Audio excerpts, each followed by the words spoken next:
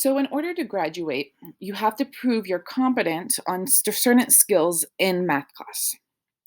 And one of the skills in math class that they want you to be competent on is called going between representations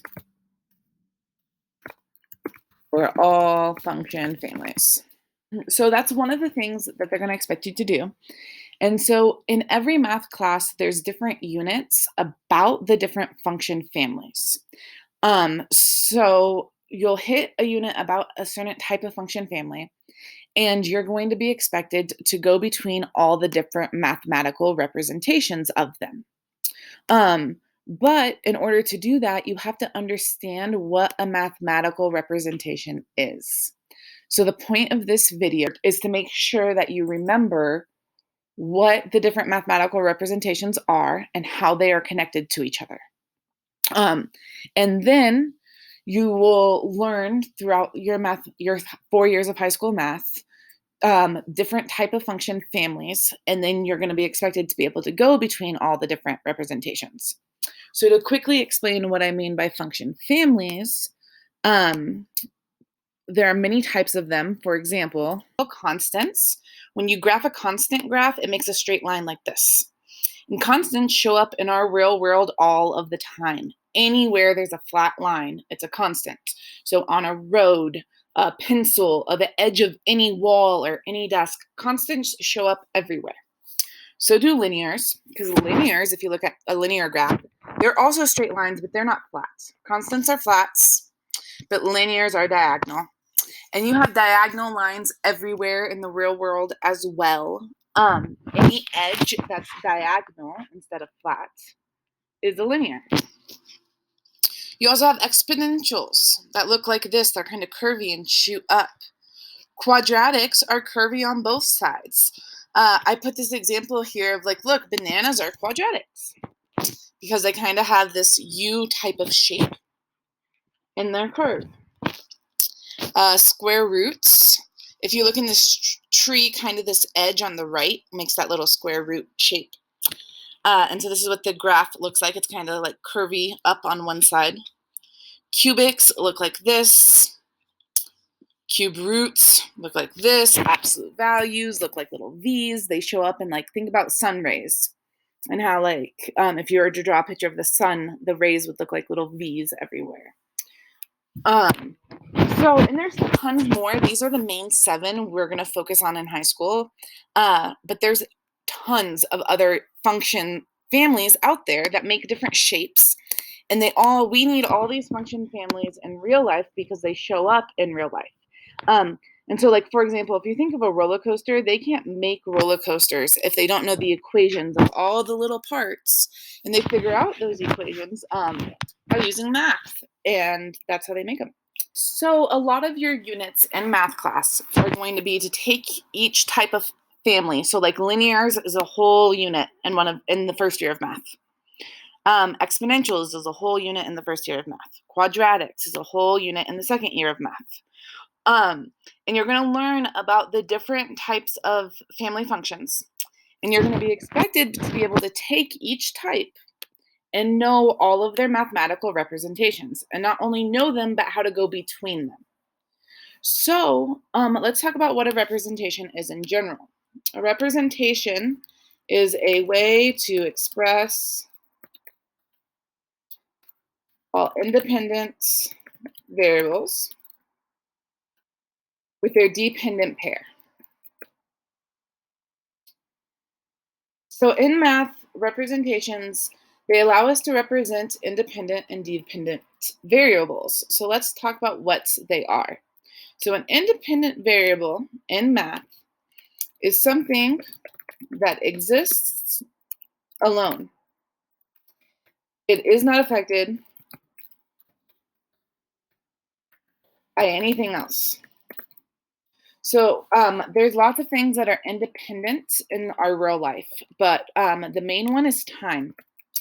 Because time just goes by.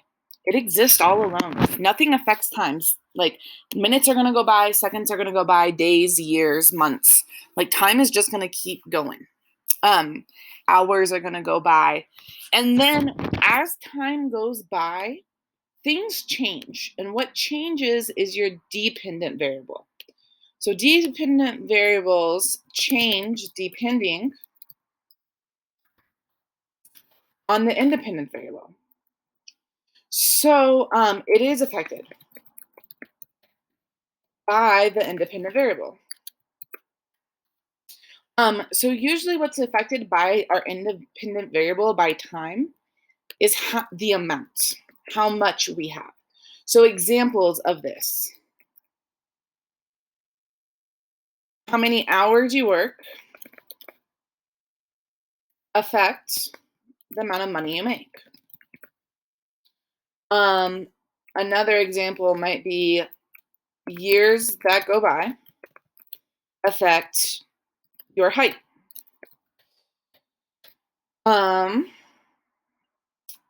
What else? We might chart your age of a person affects the amount of time spent on technology. So the first thing, hours, years, age, those are all independent. They all just exist. Your age just is. The years that go by, the hours that go by just is. But the dependent variable changes based on that. Like the amount of money you make can change, your height can change, the amount of time you spend on technology can change, and it's usually based on the independent variable. So in math, our independent variable is always known as x. So x is the independent variable, and the one that's changing, y, is the dependent variable. So another way to think of the word representation is it's anything with x and y. So in math, there are tons of things that have x and y in it.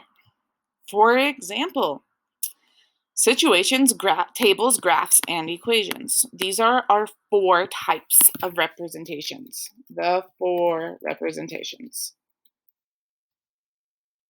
in math. So in math, I can always give you a situation. A situation is a real life event that has an independent and dependent variable. To make it mathematical, you need to have both the independent and dependent variable as a part of it. So there are tons of real life situations. Like today, I went to the grocery store. That has nothing to do with math until I said after 3 seconds, I was this close to the grocery store. And then after 5 seconds, I was this close to the grocery store. Because then how close I was depends on how much time has gone by. So in order for it to be a mathematical representation, it has to have both the independent and dependent variable.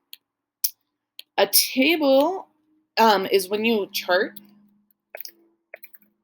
your independent and dependent variable. So tables usually have your x and y side by side or in some way, and it's where you're just charting all of the different independent and dependent variables that you have. A graph is where you plot the independent and dependent variable on a coordinate plane to create a picture of the representation. This is a type of representation where we're making a picture by plotting points. And then finally, an equation is a string of numbers and letters that explain what happened to the independent variable to get its dependent pair. So in equations, you plug your independent variable in to the equation to determine what its dependent variable is. So this whole time I keep using the word variable. Hopefully you know that just means something that can change. So the time that goes by can change, the amount you have can change. So variable just means change. And in math, when things can change, we use letters to represent it, which is why the independent variable is x. We call it x. And the dependent variable is y, because we use letters to represent things that could change. So let's talk about going back and forth between all of them. Here's the situation I have. So here's an example. Situation's telling me that I checked my piggy bank and I realized that I only had $3. So I decided to earn money by doing the dishes. My mom's going to give me $1 every time I do the dishes. Well, to make sure this is a mathematical situation, I need to have an independent variable and a dependent variable.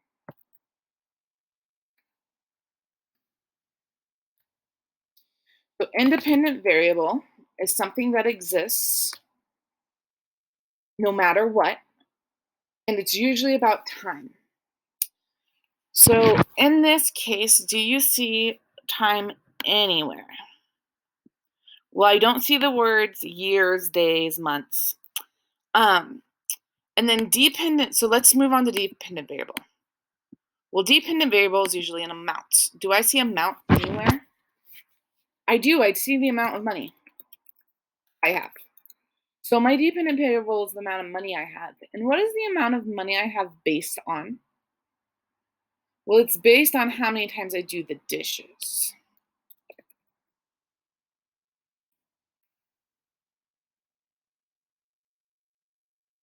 So my time in this case is how many times I do the dishes.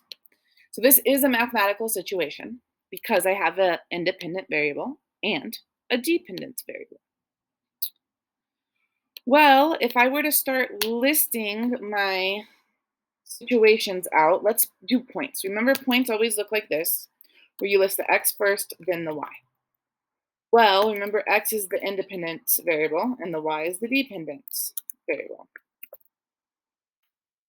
So in this case, what we're going to list first is how many times I do the dishes. What I'm going to list second is the amount of money I have. So these are the points and how we're going to write them. So for example, I do no dishes. 0 times I do the dishes. How much money do I have? Well, it says in the beginning, I realized that I only have $3. And that was before I did the dishes. So I'd have 3. Then let's say I do the dishes once. Well, if my mom gives me $1 every time and I have 3, once I get my dollar for doing them, I'll be at 4. Then if I do the dishes again, so now I've done them twice, she's going to give me another $1, so I'll have $5 now. Based on my situation, these are some points I could pull out of it. I could do more, but I'm going to stop. And I can take these points and I can put them in a table. So remember, a table is just a chart that lists our independent and our dependent variable side by side. Remember, independent is always the x, and then dependent's the y. So for this case, my x, my independent variable, is how many dishes I did. So if I did none, I had $3. If I did it once, then I'd be at $4, and if I did it twice, I'd be at $5. So a table is just the independent variable side by side with the dependent variable. It could also, so this is one where the x is on top and the y is on bottom. They can also turn them side by side, where the x goes on the left and the y goes on the right. So in the exact same way, if I did not do any dishes, I'd be at $3. If I did it once, I'd be at $4. And if I did it twice, I'd be at $5. All I'm really doing is taking my points from my situation and putting them into a table. Here, let's zoom out so you can see both styles. A lot of people will just put x and y here. You could put independent and dependent variable. You could even write what they were. Like I could say, instead of x, I could say times I did the dishes Instead of y, I could say money I have. Um, they mean the same thing. Yeah. Okay, so you can take points from the situation or points from the table and put them into a graph. So a graph is just a different representation of the same information. So remember, our information this time around was this, because if I did 0 dishes, I had $3. If I did them once and after I got $1, I'd be at 4. And if I did the dishes twice, after I got another $1, I'd be at 5. So these are my points. Remember, points are always written x comma y, where the independent variable goes first and the dependent variable goes second. So this right here is called a coordinate plane. Some people will say, Miss, that's a graph or a blank graph. The name for this is not graph. A coordinate plane is a blank x and y axis. And that's exactly what we have right here. Is this blank x and y axis.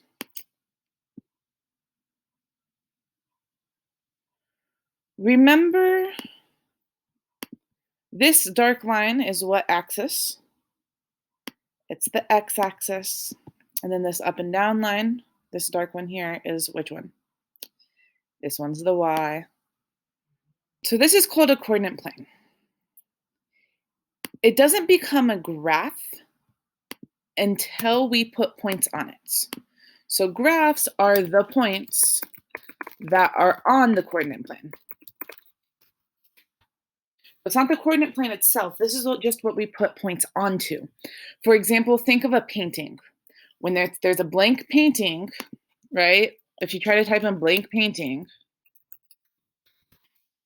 you even try to pop up the word for it, it's called a canvas. So like if you were to look, these are canvases. They're not called paintings yet. They're not called paintings until you put actual paint on them. Then it's a painting.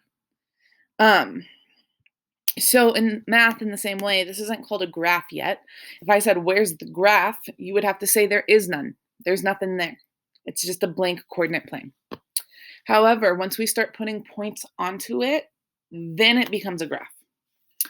Let's just talk about the coordinate plane and what it means. It kind of works like a map, where the x-axis and the y-axis meet in the middle. It's called the origin, but that doesn't really matter. The middle is called the origin, like the original spot, origin, original. And right in the middle, the point is called 0, 0. If I put a point right here on my graph, right where the two axes meet, they call it 0, 0. So the reason why it's called 0, 0 is because the first value is always the x in a point, and x tells you how far left or right to go. And if it's right in the middle, it has not gone left or right. Then y, the second one, tells you about up or down. And right now, it has not gone up or down at all. It's right in the middle. So that's called 0, 0. So from the middle, let's start with x. So x, if the x is a positive x, it's going to tell you to go to the right. Because when we go right, that's the positive direction. So if I go right one tick mark over, they usually label this one 1, positive 1. And then if I go right again, now I've gone over twice. And if I go right again, now I've gone over 3 times. So the right side, all of this over here is all positive. Because remember, it doesn't matter if I'm going up with the y or down with the y. Because for the x's, it doesn't matter if it's over here, it's positive. So any point over here has a positive x. Same with down here. Any point over here will also have a positive x. Because do you see how there's like 4 little boxes? Here's one little box, then beneath it's another one, and then over here's another one, and there's another one. But for both of these two, when I go to the right, it's a positive x. Versus for negative x's, that would mean I'm going towards the left. Because from my middle, if I go left 1, it's like I'm going backwards 1, or negative 1. And then if I go backwards again, now I've gone backwards twice. And if I go backwards again, now I've gone backwards 3 times. And so that's negative 3. And so if I'm going this way on the x-axis, then it's a negative x. So for any point you have, the first part of it tells you if you're going left or right. The second part tells you about the y, and if the y's are positive, that means you're going up. So for y, if I go up 1, that's positive 1. If I go up 2, that's positive 2. So if I'm going up, the y is positive. And then this side is also me going up from that middle. So if they both end up being positive numbers, then you'll always end up in this box up here. Which is why some graphs, there's a lot of graphs in this world that look just like this, where they put x here and y here.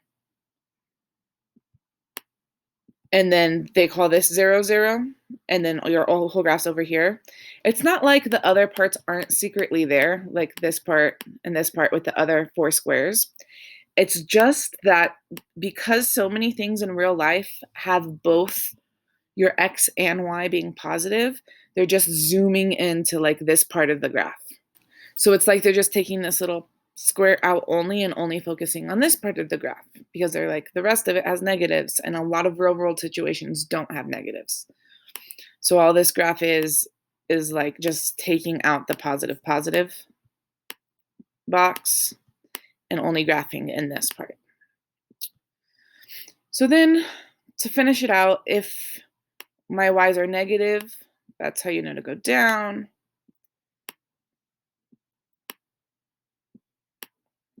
And so like if I'm down here, that's at negative 1, another one's at negative 2, another one's at negative 3, for example.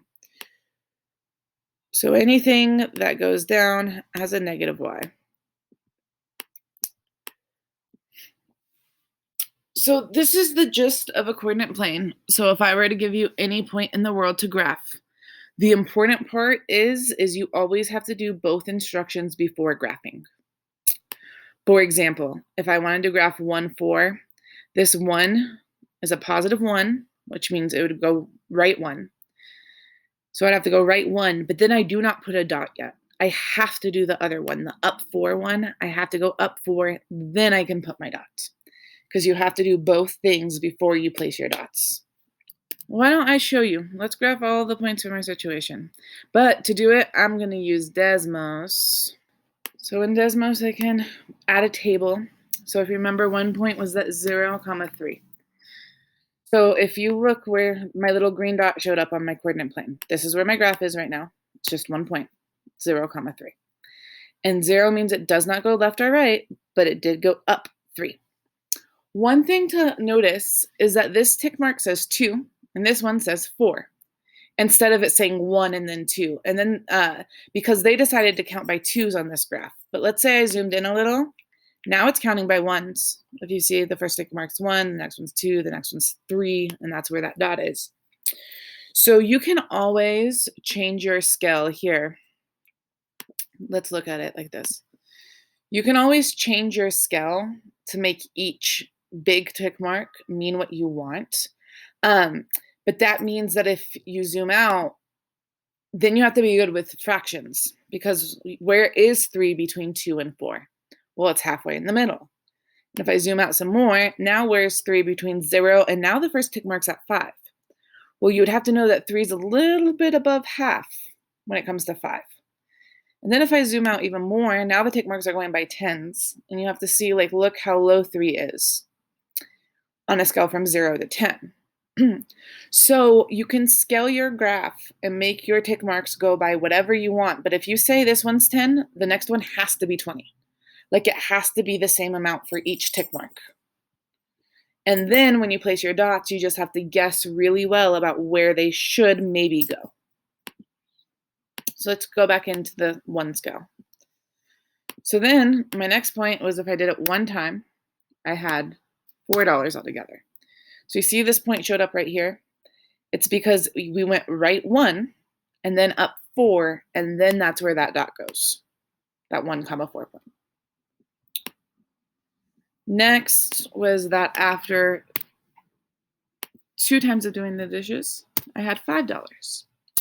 And now here's that third dot right here. And so if I'm just graphing these 3 points, this is the graph of the 3 points. Now, a lot of the times people will then connect their dots. And sometimes you can do that and sometimes you can't, but I'm going to explain that in a second. Let me just come back to the notes real fast. So we plotted the points on Desmos, and so that's one way to represent situations is by a graph. The last way they expect you to be able to represent a situation is with an equation. And it's really hard to figure out equations of things. Like if they don't start you with the equation's usually the easiest one to start with. Because if they start you with a table or a graph or a situation, figuring out the equation is kind of hard. And that's what a lot of the math classes are about. Like a lot of the units will teach you how to figure out different types of equations.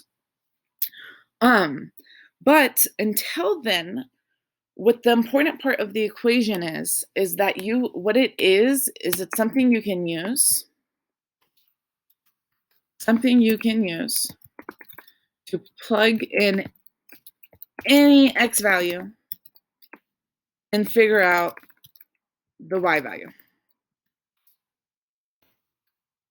It represents what happens to the independent variable mathematically. So in this case, my independent variable, how many times I do the dishes, I get $1 for that. So like if I did it 5 times, 1 times 5, that would be $5. But then I still have to add the $3 that I already had to figure out how much I have in total. Well, x represents how many times we did the dishes, and 1x is the same thing as just x. So this equation represents our whole situation right now. And you'll learn how to do this quicker later on, but let me show you the use of the equation. If I have an equation that says x plus 3, I don't know what that x is. I can plug in any x I want. Well, let's say I start doing the dishes and I'm like, I don't want to do them all. I only want to do half of them. So I type in 0.5 for half. Well, then if I only do half of the dishes, my mom's only going to give me 50 cents. So I only have $3.50. And so I put that point in my table now. And look how it's kind of close. It's in between the 3 and the 4. So let's do another decimal. Let's say my mom says I can do decimals of the dishes and earn, let's say I can open things by the penny. So let's say I only do a penny's worth of dishes. So then I have $3 and a penny. So I only do 0.01 dishes and I have $3 and a penny. Where is even that point? It almost looks like it's by that one. If I zoom in really close, oh, now you can see they're separate. But when I'm into like the decimals for tick marks. But when I zoom out, you see how close they look together? So much so that when I zoom out all the way, they almost look side by side. What happens if I do O2? Well, that's 302. Then I have $3.02. Now 3 would be $3.03. So if I super zoom in, you can see all those points right there. They're all separate points. But when I zoom out, they look like they're all almost 1 point. Let's do 10 cents worth. So then I get $3. If I do 10 cents worth of dishes, then I would have $3.10. Then maybe 15 cents worth. So $3. If I do 15 cents worth of dishes, I would have $3.15. then maybe 20 cents, which is $3.20. And then 25 cents would be $3.25. So this is a simple equation because it's just the dishes amount plus the amount of money I had. It's just X plus 3. So as you can see, the more and more decimals I do, the more and more when I zoom out, it starts to look like a line. You see how it's starting to connect itself? So when you are connecting your dots, it's not like there's just 2 points or 3, like this one, and this one. There are millions of points because like I zoom in, right? And now they don't look like they're side by side, but I could even add little decimal points in between all of these to make it eventually connect all the way through. So what an equation does, when instead of plugging in things to the equations, if I write X, and it's going to turn up red. You see how this is red? The equation is going to turn up red here. Plus 3. You see this line that's connecting all of our points that we had? It's not like we only have 1, 2, 3, 4, 5, 6, 7, 8, 9, 10, 11 points on our graph. We have billions and millions and trillions of points on our graph. And they're all just decimals.